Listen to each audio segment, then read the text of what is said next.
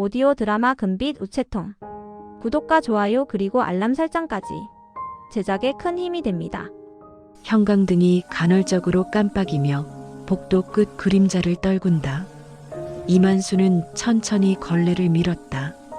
물기가 가득 뺀 천조각이 바닥을 스치며 쓱, 쓱 소리를 냈다. 그 소리는 이 요양원에서 유일하게 살아있는 리듬 같았다. 바닥에는 하루의 잔해가 남아 있었다. 떨어진 약봉지, 구겨진 신문, 그리고 누군가 흘린 죽 한 숟가락의 자국. 그는 허리를 굽혀 그것들을 하나씩 닦아냈다. 허리가 끊어질 듯 아파오면 잠시 벽에 손을 짚었다가 다시 자세를 고쳤다. 그의 손등엔 오래된 흉터와 굳은 살이 얽혀 있었다. 그러나 걸레질만큼은 한치의 불균형도 허락하지 않았다. 이만수 씨, 1층 복도 끝까지 오늘 안에 마무리하세요. 어디선가 들려온 스피커의 목소리는 기계적으로 차가웠다. 그는 대답하지 않았다. 대신 물통 속 걸레를 다시 짜서 손에 쥐었다. 세수를 한 듯 손가락 사이로 물방울이 흘렀다. 잠시 고개를 들자 복도 천장의 형광등 불빛이 그를 내려다보고 있었다. 그 아래서 그는 다시 묵묵히 움직였다. 요양원은 아직 조용했다. 입주 어르신들은 대부분 잠들어 있었고 간호사 한 명이 복도 끝에서 기록지를 넘기고 있었다. 그녀는 늘 그를 보면 인사를 건넸지만 오늘은 눈빛만 마주쳤다. 이른 새벽의 공기엔 피로와 커피 냄새가 섞여 있었다. 그의 숨소리가 점점 거칠어졌다. 걸레질을 할수록 어깨가 무겁게 내려앉았다. 하지만 그는 멈추지 않았다. 이만수, 너는 아직 일할 수 있다. 스스로에게 되뇌듯 속삭이며 다시 몸을 일으켰다. 창문 너머로 희미한 새벽빛이 들어오기 시작했다. 바닥에 반사된 빛이 물기와 섞여 은색으로 번들거렸다. 그는 잠시 그 빛을 바라보다 손가락으로 그 위를 문질렀다. 빛이 닦이듯 사라지고 맑은 바닥이 드러났다. 그 순간 마치 자신이 투명해진 듯한 기분이 들었다. 할아버지, 아직도 일하세요? 출근 준비를 하던 젊은 직원이 지나가며 농담처럼 말했다. 이만수는 미소를 짓는 대신 고개를 살짝 숙였다. 말을 하려다 그만두었다. 그의 미소는 늘 조심스러웠고 대답은 짧았다. 그는 말 대신 걸레질로 하루를 이야기하는 사람이었다. 벽시계가 똑똑 소리를 내며 시간을 흘려보냈다. 그 소리에 맞춰 그는 물통을 옮기고 손걸레를 짰다. 온몸이 아파도 손은 멈추지 않았다. 아직 끝나지 않은 하루가 남아 있었다. 그는 복도 끝까지 걸어가며 문 옆 바닥을 닦았다. 어젯밤 요양 중인 노인이 흘린 죽자국이 희미하게 남아 있었다. 그는 걸레를 세게 눌러 그 자리를 닦았다. 이렇게 닦아야 얼룩이 남지 않지. 작은 습관처럼 중얼거리며 그는 고개를 숙였다. 밖은 조금씩 밝아지고 있었다. 하늘빛이 회색에서 옅은 분홍으로 변하고 새 한 마리가 창문 너머를 스쳤다. 그는 그 소리를 들으며 잠시 손을 멈췄다. 오늘도 괜찮겠지. 자신도 모르게 중얼거린 그 말이 복도 벽에 부딪혀 돌아왔다. 그리고 다시 걸레가 바닥을 스치는 소리만이 남았다.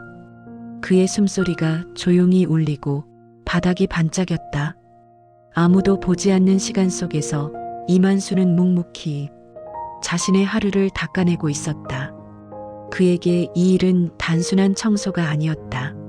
세상에 남은 마지막 존엄을 지키는 일, 그리고 자신이 아직 살아있다는 증명이었다.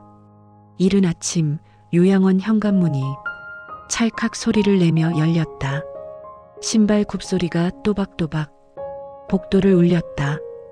박대리였다. 새로 부임한 행정 담당 간부 나이 32.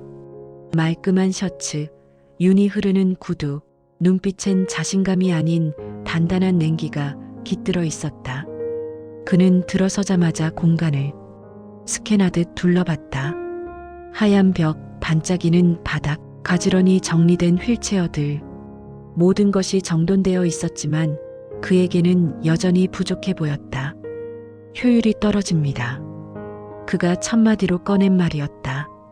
그 시간 복도 끝에서는 여전히 이만수가 걸레를 밀고 있었다. 박 대리는 천천히 그쪽으로 걸어갔다. 어르신, 이 시간까지 아직 청소 중이세요? 그의 목소리는 존칭을 썼지만 공기에는 존중이 없었다.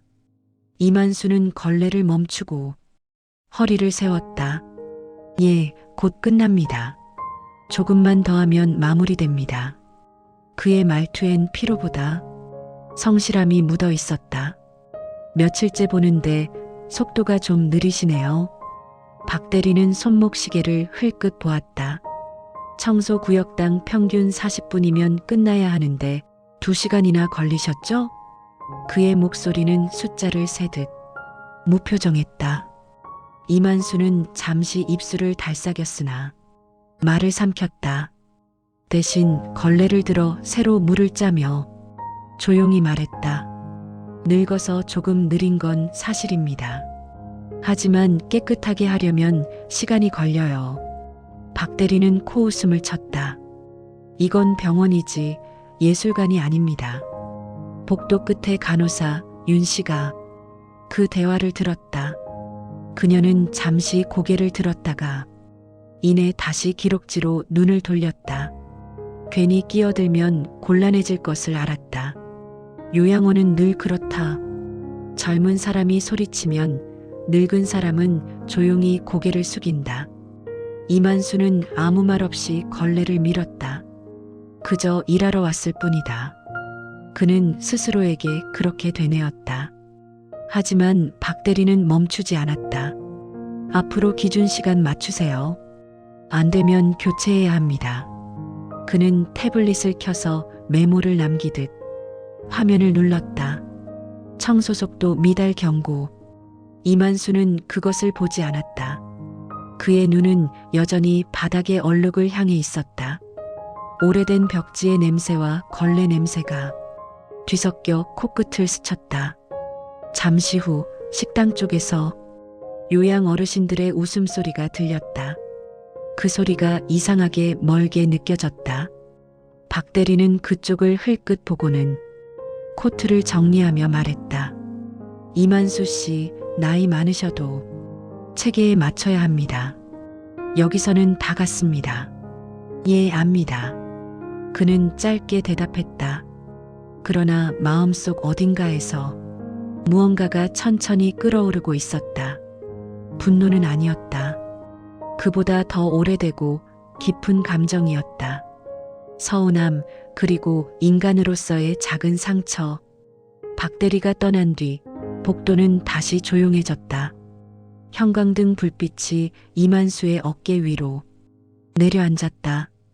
그는 다시 걸레를 짰다.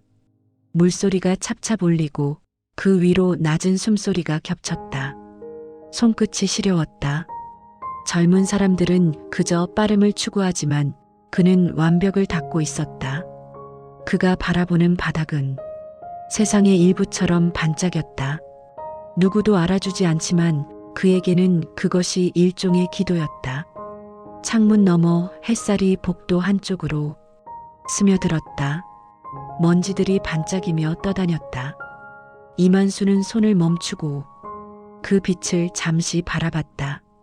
저 사람은 언젠가 알게 되겠지. 그의 눈빛엔 슬픔과 단단한 평온이 함께 담겨 있었다. 그는 다시 몸을 숙였다. 그리고 조용히 천천히 걸레를 밀었다. 그의 하루는 아직 끝나지 않았다. 요양원 식당의 불이 하나둘 꺼질 때쯤 복도는 다시 싸늘한 침묵 속에 잠겼다. 시계는 밤 10시를 가리키고 있었다. 이만수는 하루의 마지막 구역을 닫고 있었다. 손끝의 감각이 이미 무뎌졌지만 그는 여전히 걸레를 곧게 접어 움직였다. 걸레에서 떨어지는 물방울이 조용히 바닥에 닿았다. 이제 조금만 더 하면 된다.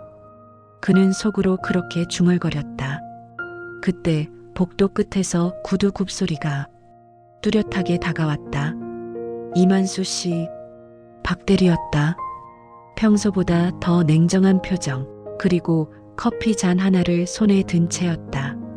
그는 잠시 복도를 훑어보더니 낮은 목소리로 말했다. 내일까지 신병동 오픈입니다. 오늘 안에 2층 다 끝내세요. 이만수는 잠시 귀를 의심했다. 오늘 안에요? 지금이 10시인데. 네, 내일까지는 청소 마무리돼야 합니다. 안 되면 내일은 안 나오셔도 돼요. 박대리의 말투엔 단 한 줄기, 온기도 없었다. 순간 공기가 무겁게 내려앉았다.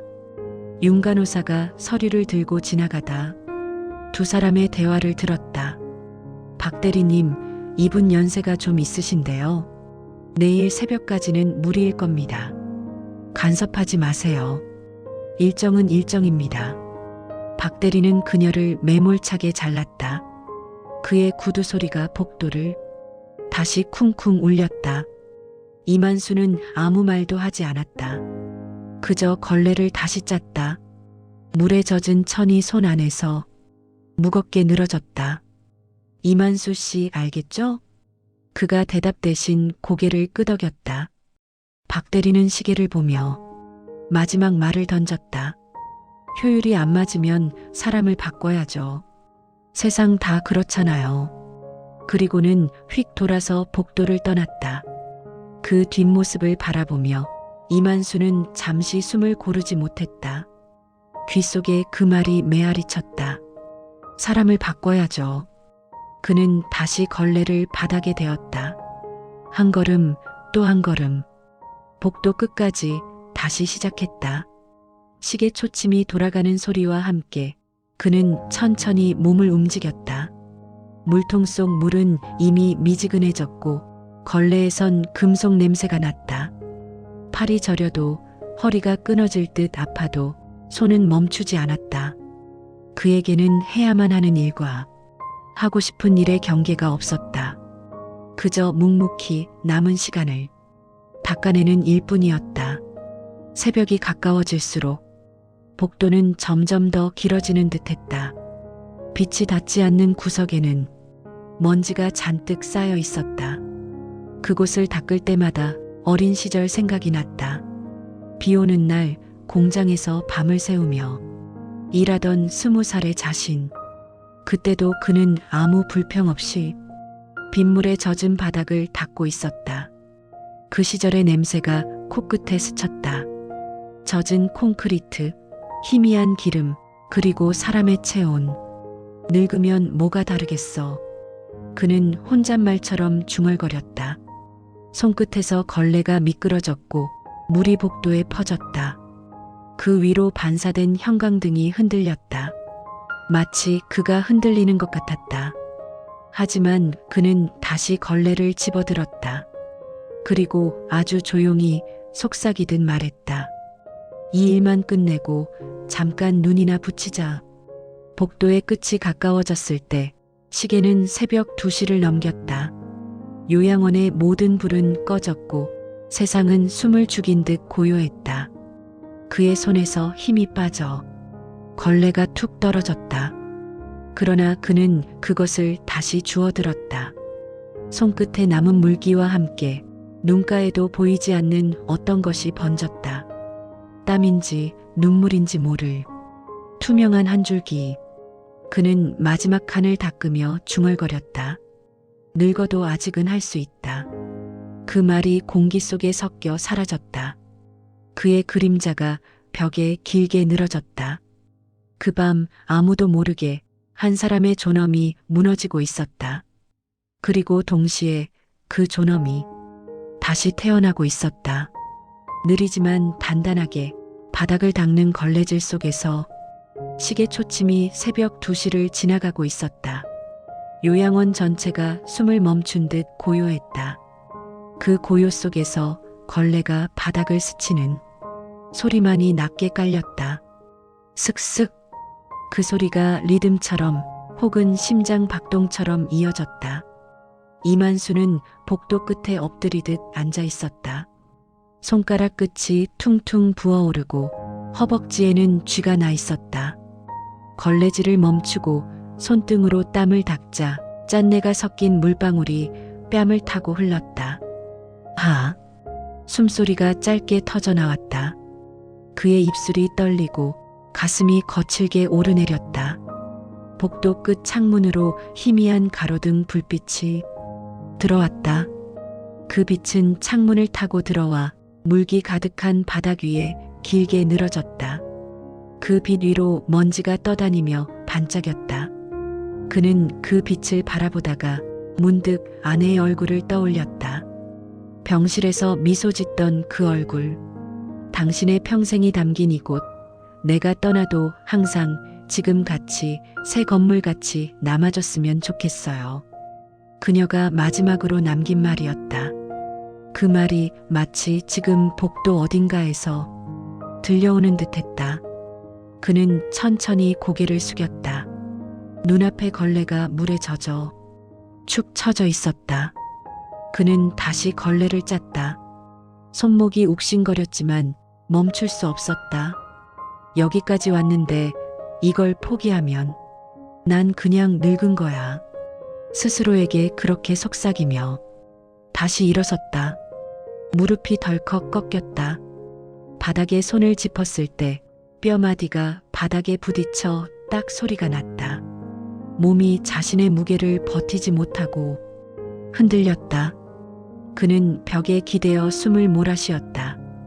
폐속의 공기가 거칠게 드나들었다. 잠시 눈을 감자 귓가에서 들려오는 건 걸레질 소리가 아니라 심장 소리였다. 쿵, 쿵, 쿵. 그 리듬이 점점 느려졌다. 잠시 눈을 떴을 때 복도 저편에서 윤간호사가 보였다. 그녀는 휴대폰 불빛으로 서류를 들여다보다가 그를 발견했다. 이만수 어르신, 괜찮으세요? 그는 손을 흔들며 괜찮다는 듯 고개를 저었다. 괜찮아요. 조금만 쉬면 돼요. 그러나 목소리는 거의 들리지 않았다. 그녀는 한 걸음 다가오다 멈췄다. 그의 눈빛이 단호했기 때문이다. 그녀는 조용히 돌아서서 문을 닫았다. 그 소리가 멀어질 때 이만수는 벽에 기댄 채 숨을 골랐다. 손에 쥔 걸레에서 물이 떨어져 바닥에 동그란 자국을 남겼다. 그는 그 물자국을 바라보다가 손가락으로 천천히 문질렀다. 그 흔적이 사라질 때까지. 그 순간 자신이 사라지는 기분이 들었다. 그래, 사람도 닦으면 흔적이 없어지는 거야. 그의 눈에 눈물이 고였다. 그래도 내 아내는 여기 있었잖아. 그는 허공을 보며 중얼거렸다. 그의 목소리는 마치 오래된 먼지처럼 공기 속으로 흩어졌다. 새벽 3시 요양원의 시계가 딸깍 소리를 냈다. 그는 다시 걸레를 들었다. 손끝이 더 이상 감각을 느끼지 못했다. 그럼에도 그는 움직였다. 이 일은 나를 버티게 하는 유일한 끈이다. 그는 그렇게 생각하며 바닥에 마지막 얼룩을 닦아냈다. 창문 너머 하늘이 서서히 푸르게 변해갔다. 새벽 안개가 깔리며 복도에 희미한 빛이 번졌다. 그 빛이 그의 얼굴을 스쳤다. 그는 눈을 감았다. 피로에 절은 숨소리가 아주 천천히 복도 끝까지 퍼져나갔다. 그리고 그 순간 복도의 공기마저 함께 울고 있는 듯했다. 새벽의 공기가 거치고 요양원 창문 밖으로 흐릿한 햇살이 스며들었다. 밤새 닦은 복도는 유난히 반짝였다. 이만수는 걸레를 접어 걸레통에 넣으며 잠시 숨을 골랐다. 허리는 이미 구불대로 굽었고 손가락 관절은 굳은 살에 퉁퉁 부어 있었다. 그럼에도 그는 어딘가 홀가분한 얼굴이었다. 그래, 이 정도면 됐다. 그는 그렇게 생각하며 물통을 밀고 복도 끝으로 향했다. 하지만 그 순간 날카로운 구두 굽소리가 복도 한가운데를 가르며 울렸다. 이만수 씨, 박대리였다. 그는 커피 잔을 손에 든 채 피곤해 보이는 얼굴로 천천히 다가왔다. 눈가엔 다크서클이 번져 있었지만 그 속엔 여전히 오만이 살아 있었다. 이 시간까지도 청소가 덜 끝났습니까? 그 말에 이만수는 천천히 고개를 들었다. 거의 다 끝났습니다. 이제 이 구역만 마무리하면 됩니다. 이 구역만요? 박 대리는 피식 웃었다. 어제 밤새 하신 거죠? 그런데 아직 이 정도라니 너무 비효율적이네요. 그의 말투엔 피로가 아닌 조롱이 묻어 있었다. 이만수는 아무 대답도 하지 않았다. 대신 물통을 끌어당겨 남은 바닥을 닦기 시작했다. 그의 움직임은 느렸지만 단정했다. 박 대리는 팔짱을 낀 채 그 모습을 지켜보다가 혀를 찼다. 이래서 늙으면 문제라니까요. 느리기만 하고 고집만 세고. 그의 목소리가 복도 벽에 부딪혀 퍼졌다. 요양원 복도 끝 윤간호사가 발걸음을 멈췄다. 그녀의 얼굴엔 불안이 스쳤다. 박 대리님. 그녀가 조심스레 불렀지만 그는 손을 들어 말을 막았다. 듣고 있습니까, 이만수 씨? 네, 듣고 있습니다. 그의 대답은 조용했으나 그 안엔 단단한 울림이 있었다. 늙으면 속도가 느려지는 건 어쩔 수 없죠. 하지만 저는 제 일만 하고 있을 뿐입니다. 그 말에 박 대리는 잠시 멈췄다. 그리고 눈썹을 찌푸리며 낮게 중얼거렸다. 말대답까지 하네. 그는 천천히 다가와 이만수의 앞에 섰다. 두 사람의 눈이 마주쳤다. 그 순간 복도의 공기가 얼어붙었다. 박 대리의 손이 번쩍 들렸다. 그리고 찰싹 소리가 복도 끝까지 울렸다. 윤간호사의 손에서 서류가 바닥에 떨어졌다. 정적? 누구도 숨을 쉬지 않았다. 이만수의 머리가 약간 돌아갔다. 그의 볼 위로 붉은 자국이 퍼져나갔다. 그는 천천히 고개를 돌려 박 대리를 바라봤다. 그 시선엔 분노도 두려움도 없었다. 그저 깊은 피로와 슬픔이 섞여 있었다. 그만두시죠. 사람을 때려서 빨라지는 일은 없습니다. 박 대리의 입가가 미세하게 떨렸다. 그러나 그는 끝까지 뻣뻣이 서 있었다. 늙은 사람은 일을 그만두는 게 맞아요. 여기서는 결과가 전부입니다. 그의 말은 차갑게 떨어졌다. 요양원 직원들이 하나둘 문틈에서 고개를 내밀었지만 아무도 나서지 못했다. 모두가 침묵했고 침묵은 곧 공포였다. 이만수는 천천히 손수건을 꺼내 얼굴을 닦았다. 피가 아닌 물기였다. 그의 입가에 미세한 미소가 번졌다. 결과라 그래요. 곧 알게 될 겁니다. 그의 목소리는 낮고 단단했다. 박 대리는 그 말의 의미를 이해하지 못한 듯 코웃음을 쳤다. 그런 소리보단 본인 일이나 챙기세요. 그는 구두굽을 울리며 복도를 떠났다. 윤간호사는 이만수에게 다가와 조심스레 말했다. 괜찮으세요? 그는 고개를 저으며 물통을 들었다. 괜찮아요. 이거 마저 하고 가면 됩니다. 그의 발걸음은 느렸지만 똑바로 뻗어 있었다. 복도에 남은 물자국이 아침 햇살에 반짝였다. 그리고 그 빛 속에서 한 노인의 존엄이 여전히 서 있었다. 뺨 맞은 소리가 잦아든 뒤 복도에는 이상할 만큼 깊은 정적이 깔렸다. 누군가 떨어뜨린 서류들이 바닥 위에서 천천히 미끄러져 흩어졌다. 윤간호사는 얼어붙은 채 움직이지 못했다. 그녀의 손끝이 떨리고 있었다. 공기는 무겁고 먼지 하나가 떨어져도 소리가 날 것 같았다. 이만수는 잠시 고개를 숙인 채 서 있었다. 얼굴 한쪽이 붉게 부풀어 올랐지만 그는 아무 말도 하지 않았다. 그의 손은 여전히 물통 손잡이를 꽉 쥐고 있었다. 그가 가만히 숨을 들이마시는 소리가 복도에 울렸다. 박대리는 마치 아무 일도 없었다는 듯 팔짱을 끼고 서 있었다. 그때 복도 끝에서 누군가의 발소리가 들려왔다. 무슨 일이에요? 김 원장이었다. 중년의 원장은 서류철을 품에 안고 천천히 다가왔다. 그의 시선은 바닥에 떨어진 서류, 그리고 그 앞에 두 사람으로 옮겨갔다.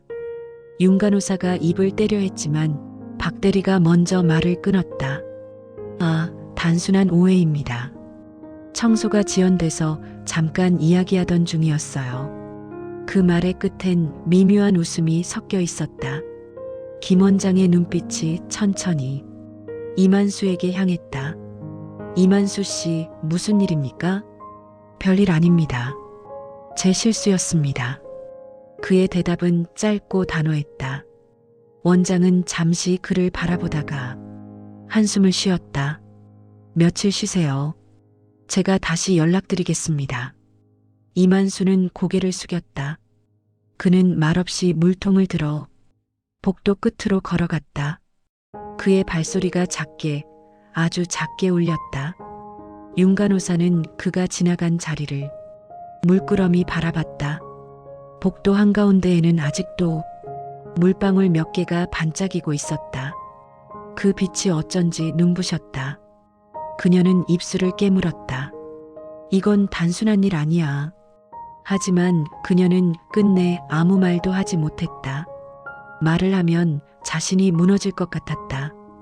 박 대리는 원장을 향해 고개를 숙였다. 관리 소홀 부분은 개선하겠습니다. 저희 쪽 실수도 있으니까요. 그의 말은 깔끔했고 책임을 인정하는 듯 보였다. 하지만 그 뒤의 표정엔 가벼운 안도감이 비쳤다.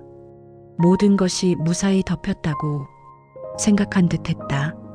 그는 슬쩍 시계를 확인하곤 휴대폰을 꺼내 메신저를 열었다.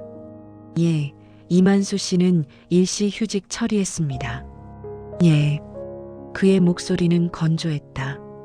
김 원장은 말없이 고개를 끄덕였다.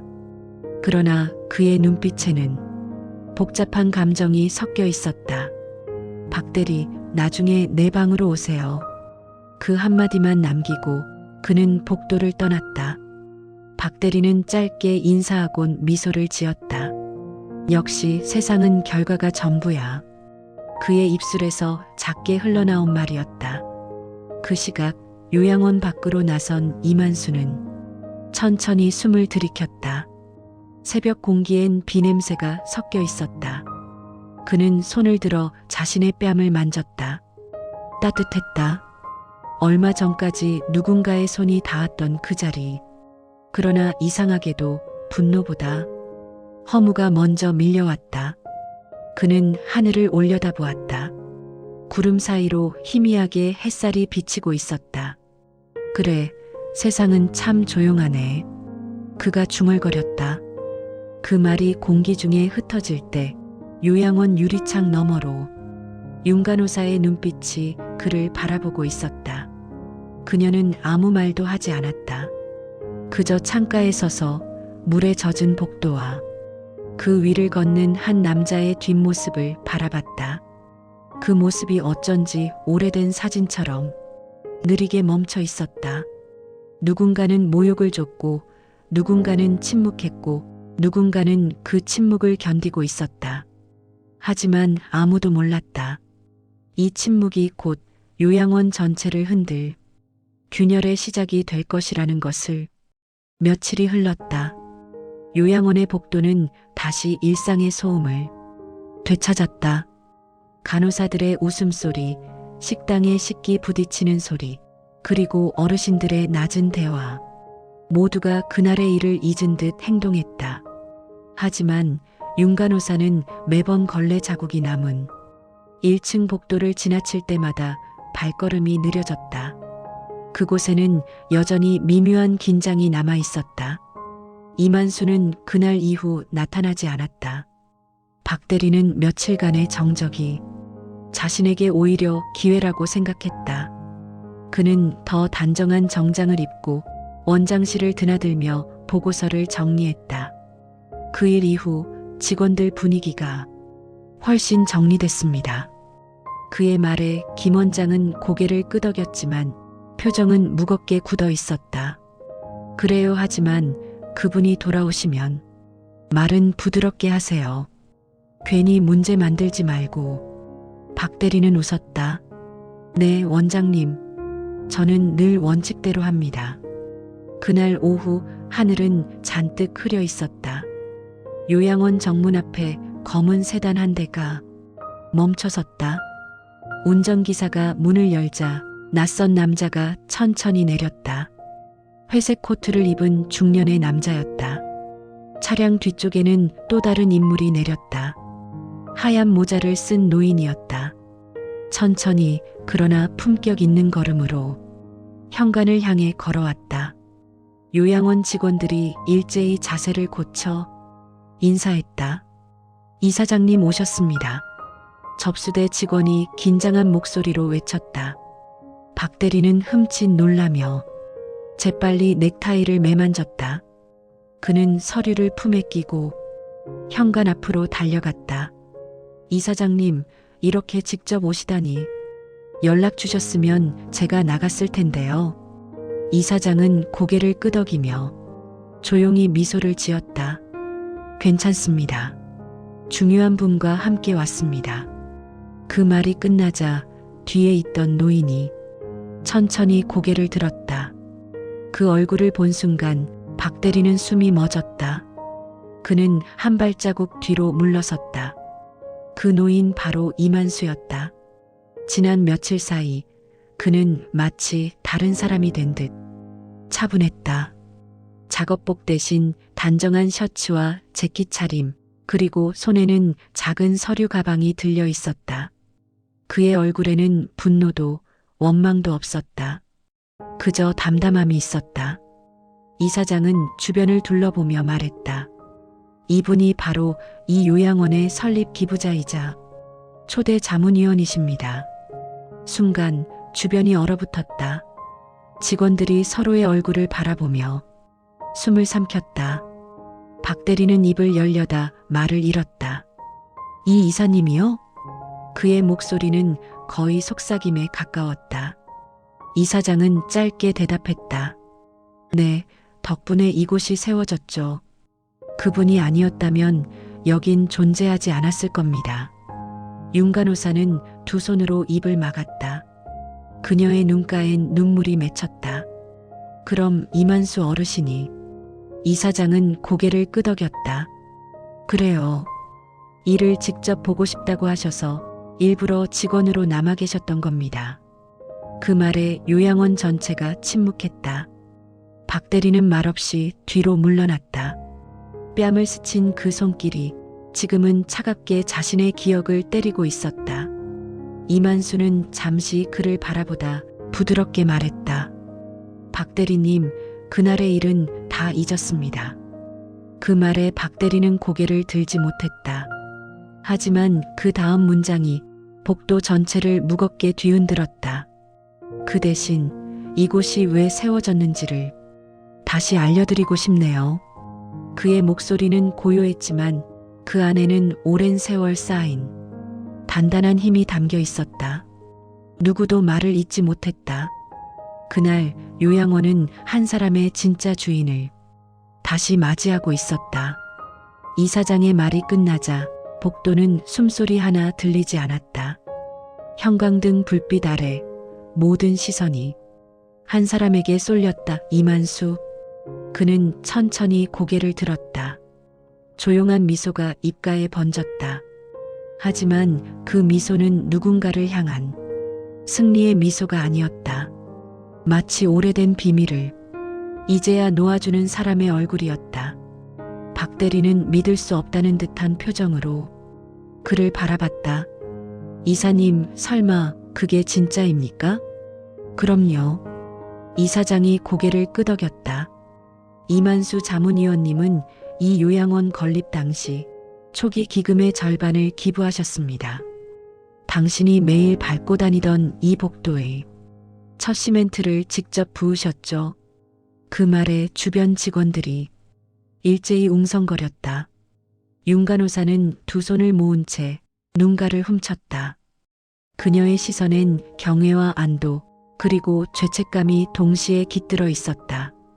박 대리는 얼굴이 굳었다. 왜 말씀을 안 하셨습니까? 그는 겨우 입을 열었다. 이만수는 조용히 답했다. 누군가를 시험하려 한 건 아닙니다. 다만 내가 만든 이곳이 아직 사람 냄새 나는지 보고 싶었죠. 그의 말이 복도 끝까지 잔잔하게 퍼졌다. 그 순간 누구도 고개를 들지 못했다. 이사장은 박 대리를 향해 서류를 내밀었다. 박 대리, 인사위원회에서 논의가 끝났습니다. 당신의 언행은 직원 품위유지 위반으로 판단됐습니다. 그 문서 위에는 즉시 해고라는 단어가 붉게 인쇄되어 있었다. 박 대리의 손이 떨렸다. 그는 입을 열었지만 아무 말도 나오지 않았다. 한때 자신이 지배하던 공간이 이제는 자신을 삼키고 있었다.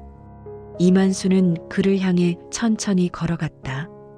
구두 굽소리가 복도에 울렸다. 그의 걸음은 느렸지만 묘하게 단단했다.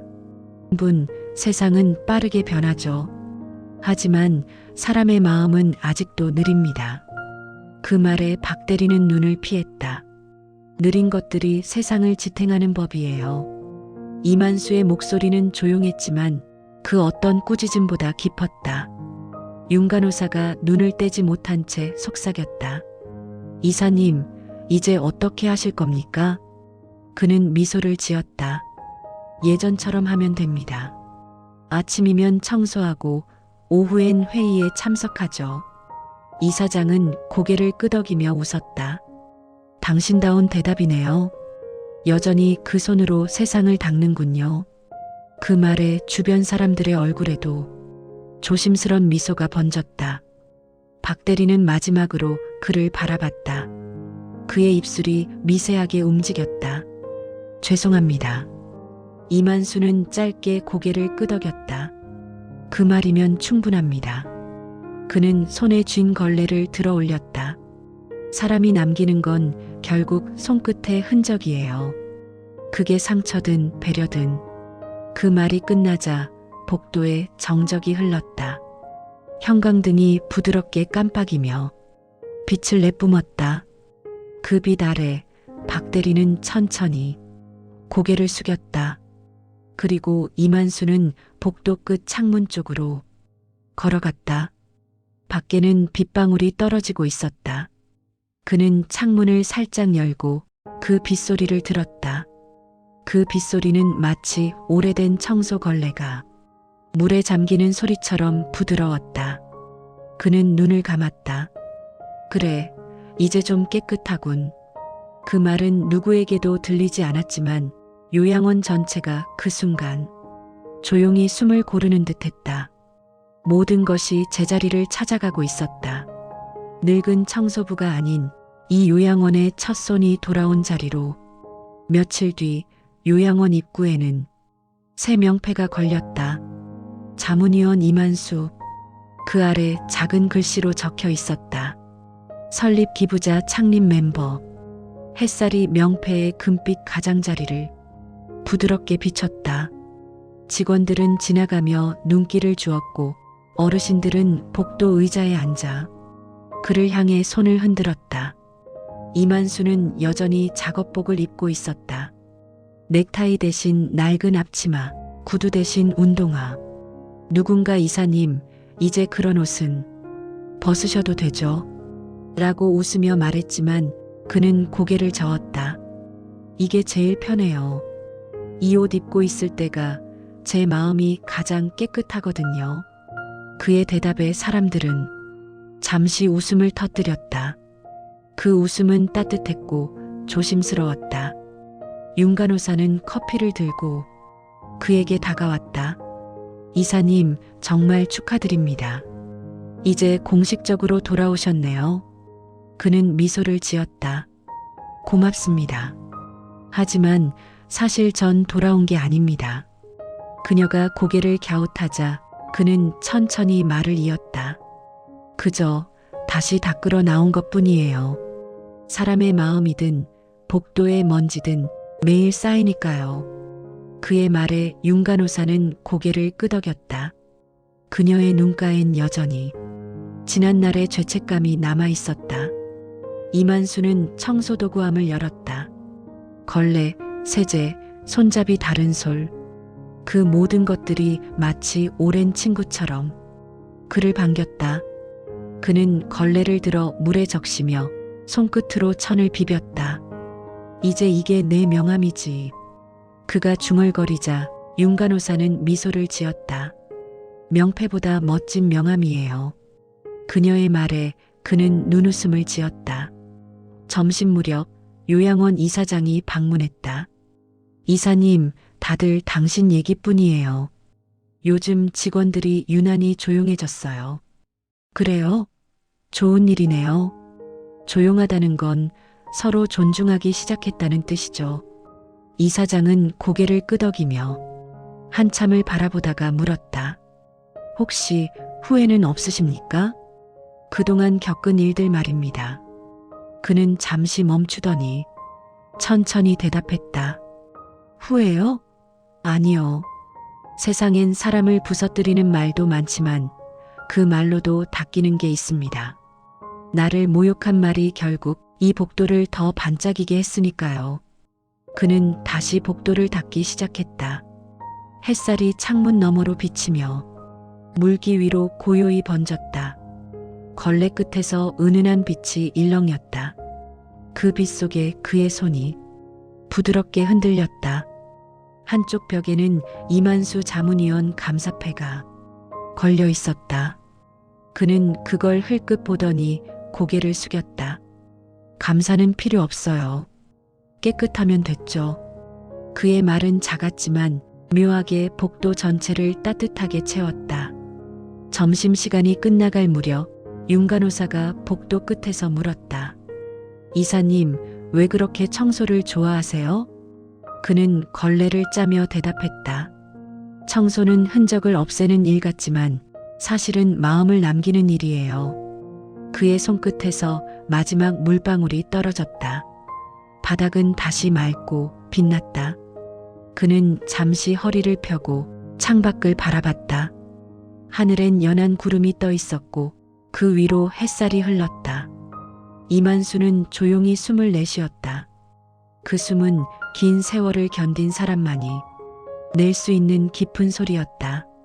그는 손에 쥔 걸레를 다시 접으며 중얼거렸다. 사람의 존엄이란 게 별거 아니에요.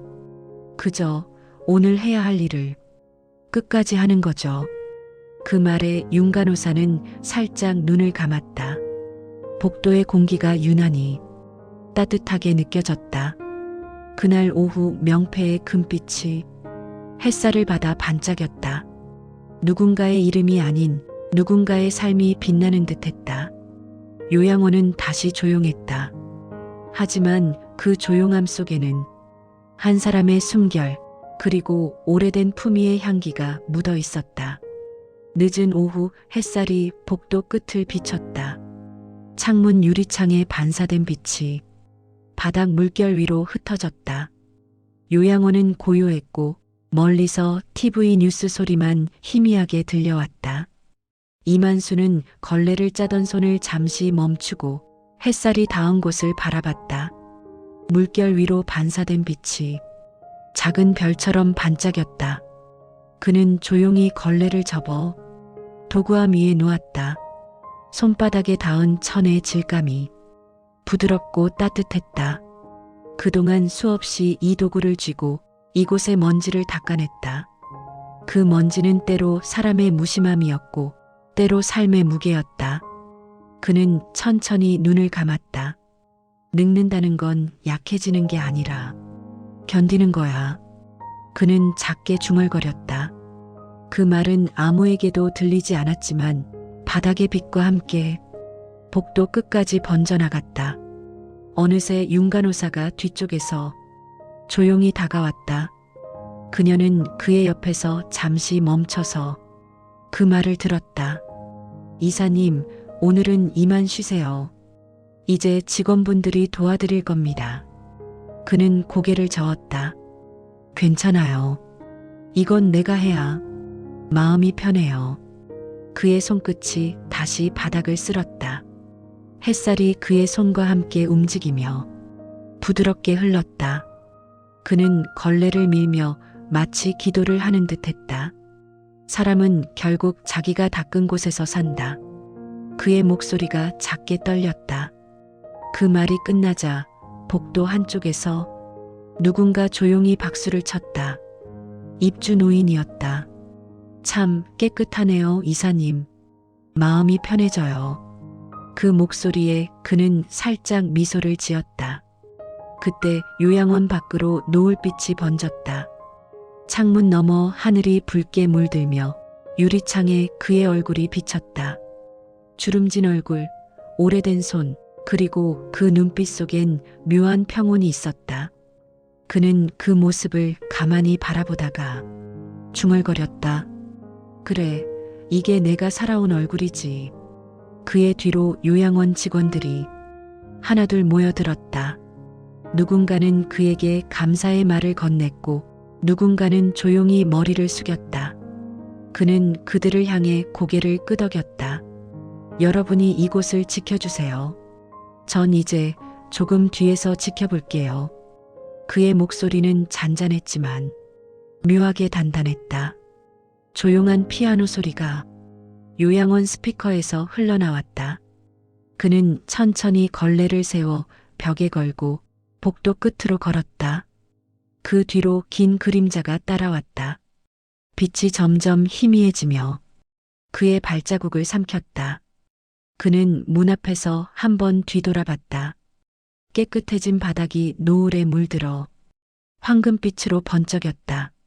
존엄은 누가 주는 게 아니야. 스스로 지켜내는 거지.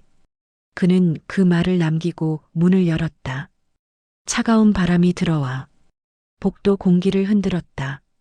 그 바람 속에는 비눗물 향과 햇살 냄새가 섞여 있었다.